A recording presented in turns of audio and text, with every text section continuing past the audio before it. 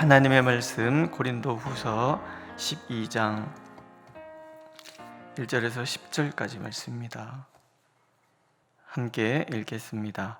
무익하나마 내가 부득불 자랑하노니 주의 환상과 계시를 말하리라. 내가 그리스도 안에 있는 한 사람을 아노니 그는 14년 전에 셋째 하늘에 이끌려간 자라. 그가 몸 안에 있었는지 몸 밖에 있었는지 나는 모르거니와 하나님은 아시느니라. 내가 이런 사람을 아노니 그가 몸 안에 있었는지 몸 밖에 있었는지 나는 모르거니와 하나님은 아시느니라. 그가 낙원으로 이끌려가서 말로 표현할 수 없는 말을 들었으니 사람이 가히 이르지 못할 말이로다. 내가 이런 사람을 위하여 자랑하겠으나 나를 위하여는 약한 것들 외에 자랑하지 아니하리라. 내가 만일 자랑하고자 하여도 어리석은 자가 되지 아니할 것은 내가 참말을 함이라. 그러나 누가 나를 보는 바와 내게 듣는 바에 지나치게 생각할까 두려워하여 그만두노라. 여러 계시를 받은 것이 지극히 크므로 너무 자만하지 않게 하시려고 내 육체에 가시 곧 사탄의 사자를 주셨으니 이는 나를 쳐서 너무 자만하지 않게 하려 하심이라. 이것이 내게서 떠나가게 하기 위하여 내가 3번 주께 간구하였더니 나에게 이르시기를 내 은혜가 내게 족하도다. 이는 내 능력이 약한 데서 온전하여 짐이라 하신지라. 그러므로 도리어 크게 기뻐함으로 나의 여러 약한 것들에 대하여 자랑하리니 이는 그리스도의 능력이 내게 머물게 하려 함이라. 그러므로 내가 그리스도를 위하여 약한 것들과 능욕과 궁핍과 박해와 곤고를 기뻐하노니 이는 내가 약한 그때의 강함이라. 아멘. 거짓 사도들이 하도 엄한 이야기들을 많이 하니까 사도가 별 얘기를 다 합니다. 본래 나의 약한 것 외에는 자랑할 것이 없다 얘기하시는 분이 이제 본인이 체험한 모든 것들에 대한 여러 가지 이야기들을 들려줍니다. 그 중에 본인이라고 얘기하지는 않아요. 내가 한 사람을 안다라고 얘기를 하지만 그러나 이렇게 자세하게 알 수 있는 건 본인 외에는 알 수가 없는 거죠. 내가 3번째 하늘에 올라간 적이 있었다. 그러니까 3번째 하늘이라는 것은 유대인들의 그 하늘에 대한 사고인데요. 우리가 보이는 하늘, 별이 빛나는 하늘, 하나님이 계신 하늘, 뭐 이렇게 나눠서 그 어떤 공간적인 어떤 그런 의미로 보여지기도 하고 뭐 이제 그렇습니다. 어쨌든 하나님 낙원에 가서 말할 수 없는 어떤 이야기를 들었는데 우리에게 다 들려줄 수 없는 그런 이야기다. 그거 굉장한 신비적인 체험이죠. 그러니까는 거짓 사도들이 경험한 하나님에 대한 어떤 시시콜콜한 작은 그런 것과 비교되지 않을 정도로 사도 바울은 하나님 나라의 낙원에 가서 하나님과 독대하며 이야기를 나눴던 그런 사람이었다라는 이야기를 들려줍니다. 하지만 이것조차도 나는 자랑할 것이 없다. 그리고 정말 자랑할 것에 대한 이야기를 합니다. 본인이 가지고 있는 육체적인 가시가 있다. 사단의 사자라고 얘기하는데 그게 우리 뭔지는 잘 모릅니다. 사람에 따라서 뭐 그가 안질이 있었지 않았느냐, 또는 간질병이 있지 않았느냐, 또 혼자 살았으니까는 성적 욕망에 대한 게 아니냐, 여러 가지 얘기들이 많이 나오는데 없는 얘기는 우리가 궁금해할 필요가 없습니다. 뭐가 있었다는 거죠. 이것을 하나님 앞에 3번 없애주십시오 간구를 했는데 남의 병은 고치는 사람이 자기 병은 못 고치는 거예요. 근데 그 이유가 하나님께서 내 은혜가 내게 족하도다 깨닫는 거죠. 내가 다른 사람이 경험하지 못한 너무나 큰 경험, 얼마든지 교만에 빠질 수 있는 그런 자리에 있는데 나의 교만을 다스리기 위해서 하나님께서 내게 사탄의 사자를 주셔서 가끔 내가 겸손에 빠지도록 만들어 주신다. 이렇게 고백을 하는 거예요.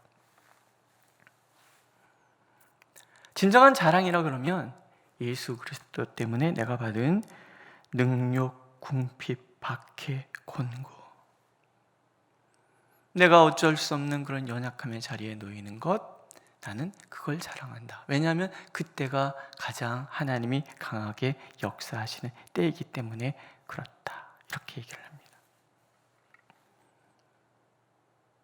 우리가 경험을 통해서 알게 되죠. 저도 이제 급성병 간염 때문에 오래전에 그 병원에 입원하고 이제 그런 일들이 있고, 병원에 가면 의사가 늘 그런 얘기해요. 뭐 이제 이게 간경화가 되고 간경화가 간암되고 목사님 그러면서 죽는 겁니다. 뭐 이런 얘기 매일 해요.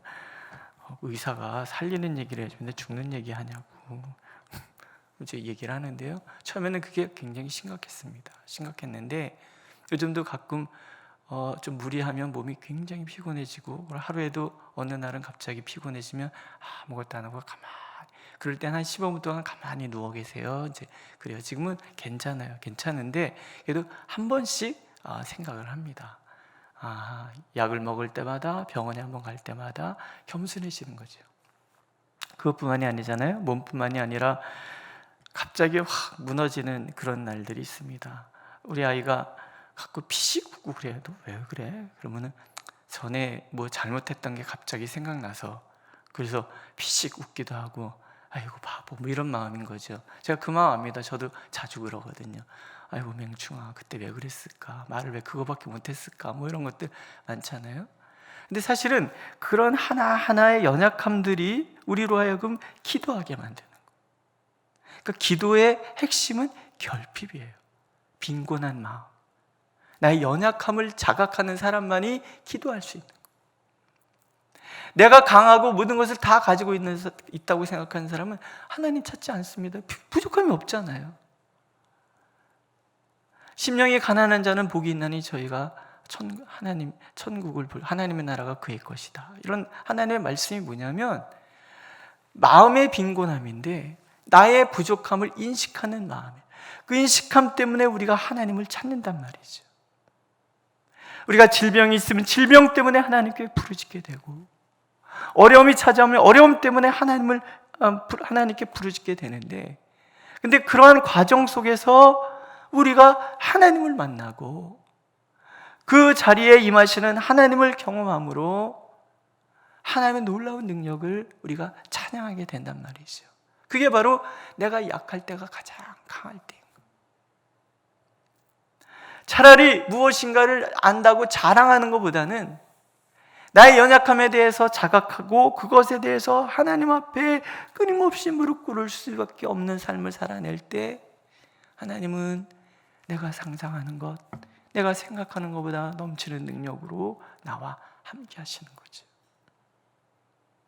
오늘도 우리가 하나님 앞에서의 자세는 연약함의 자리, 나의 연약함을 자각하는 마음, 내 스스로 감당할 수 없는 그런 일들에 대한 분명한 자각. 그래서 하나님 말씀하시잖아요. 무엇을 먹을까? 무엇을 입을까? 무엇을 마실까? 염려하지 말라. 머리털 하나 희고 검게 할 수 없는 사람들이 우리라는 거예요. 우리가 아무리 염려한들 키를 조금이라도 자라게 할 수 있느냐는 얘기죠. 불가능한 거예요. 그렇게 들려주시는 이유는 우리가 그저 하나님만 바라고 하나님을 의지하기를 원하는 거예요. 염려는 누구 몫인 거예요? 하나님의 몫인 거예요. 내 몫은 하나님을 믿고 바라보는 거예요. 하나님을 의지하고 하나님을 전심으로 바라면 우리가 그때 경험하는 거죠. 무엇을 먹을지, 무엇을 마실지, 무엇을 입을지 대신 염려하시고 대신 채워주시는 하나님. 그러니까 너희는 먼저 그의 나라와 그의 의를 구하라. 그러면 이 모든 것을 너에게 더하시리라. 약속인 거죠. 근데 우리 반대로 산단 말이죠. 염려와 근심은 내 거. 하나님은 저기서 팔짱 끼고 그냥 나 방관하시는 하나님. 우리 기도 안 들어주시잖아요. 우리의 몫은 삿대질. 하나님은 기가 막히셔서 혀차는 거. 이게 거꾸로 반대로 늘 하나님 앞에서 나의 빈곤함, 연약함을 자각할 때 하나님께서 책임져 주시는 거죠. 사도는 또 이런 얘기를 하잖아요. 사람들이 얘기할 때 설교를 진짜 잘 못했던 것 같아요. 그러니까 오죽하면은 유두고라는 청년은 앉아서 졸다가 떨어져서 창문에 앉아서 졸다가 죽었을까요? 말을 얼마나 못했으면. 그러니까 말을 시작하면 끝도 없이 했는가 봐요. 주저없이 그냥 계속 얘기를 하다 보니까. 근데 글은 되게 잘 쓴다 이런 얘기는 하잖아요. 이게 좋은 의미로도 한번 생각해 보는 거예요. 자기가 말을 잘 못하기 때문에 글 쓰는 능력이 발달된 게 아니겠는가.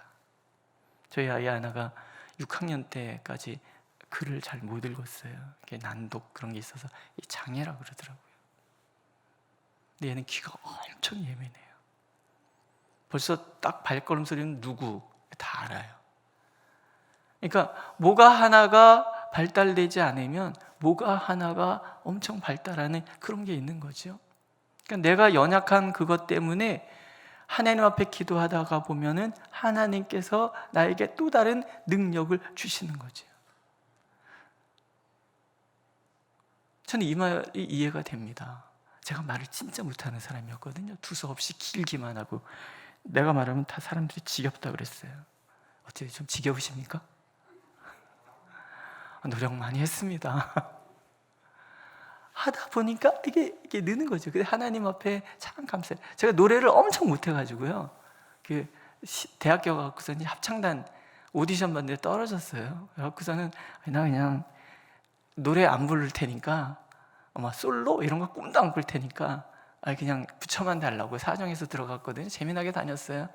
근데 얻어 걸리더라고요. 이게 조금씩 실력이 늘더라고요. 지금 듣는데 별로 나쁘지 않으시죠? 나쁘신가? 어쨌든 이게 무엇인가 부족함 때문에 하나님 앞에 기도하고 기도 되게 많이 했어요. 하나님, 저는 이 파 이상 소리를 못 냈어요. 이렇게 걸려갖고.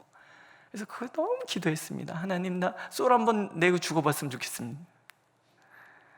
이왕 죽을 거 솔 한번 내고 죽으면 좋겠습니다. 군대 가고서는 보초 쓰는데 소리를 얼마나 졌나 목이 잠겨갖고 목이 갔는 줄 알았어요. 근데 그러면서 복장이 터져갖고서는 높은 음이 나더라고요. 제가 그 높은 음 소리, 솔 소리 내고서는 얼마나 무릎 꿇고 울었는지 감사하다고. 지금 왜 C 음이 안 나을까요? 지금 그러고 있어요. 웃기죠? 우리가 연약할 그때가 사실은 하나님께 기도하는 때고, 하나님은 그때 나를 통해서 하나님의 능력을 드러내 주시고, 그래서 우리는 하나님 앞에 고백할 수밖에 없어요. 나의 약함을 자랑합니다. 나의 나됨은 오직 하나님의 은혜입니다. 믿으십니까? 오늘 내 삶의 자리에 어떤 연약함이 있다 그러면 기죽지 마시고 오히려 자랑하십시오. 왜냐하면 하나님께서 그것 때문에 나와 함께 하시니까. 오늘도 하나님의 그 크신 능력이 우리 가운데 함께 하시기를 주님의 이름으로 축원합니다. 기도하겠습니다. 늘 연약함 때문에 깨어있게 되고, 그래서 주님을 바라봄으로 주님의 능력을 내 삶 가운데 초청하는 것을 또한 이 법칙을 깨닫게 하시니 감사를 드립니다. 하나님, 오늘도 우리가 그렇게 주님을 바라보니 우리 연약함의 자리에 함께 하셔서 하나님의 그 크신 은혜와 능력을 더하여 주옵소서. 하나님, 우리의 연약함을 아시오니 전염병이나 이 홍수나 하나님 막아주시고, 주님을 전심으로 바라보는 자들은 물이 범람할지라도 하나님 해를 입지 않는다 하셨사오니 지키시고 인도하여 주시고 우리를 불쌍히 여겨 주옵소서. 예수님의 이름으로 기도드렸습니다. 아멘. 하늘에 계신 우리 아버지, 아버지의 이름을 거룩하게 하시며 아버지의 나라가 오게 하시며 아버지의 뜻이 하늘에서와 같이 땅에서도 이루어지게 하소서. 오늘 우리에게 일용할 양식을 주시고 우리가 우리에게 잘못한 사람을 용서해 준 것 같이 우리의 죄를 용서하여 주시고 우리를 시험에 빠지지 않게 하시고 악에서 구하소서. 나라와 권능과 영광이 영원히 아버지의 것입니다. 아멘.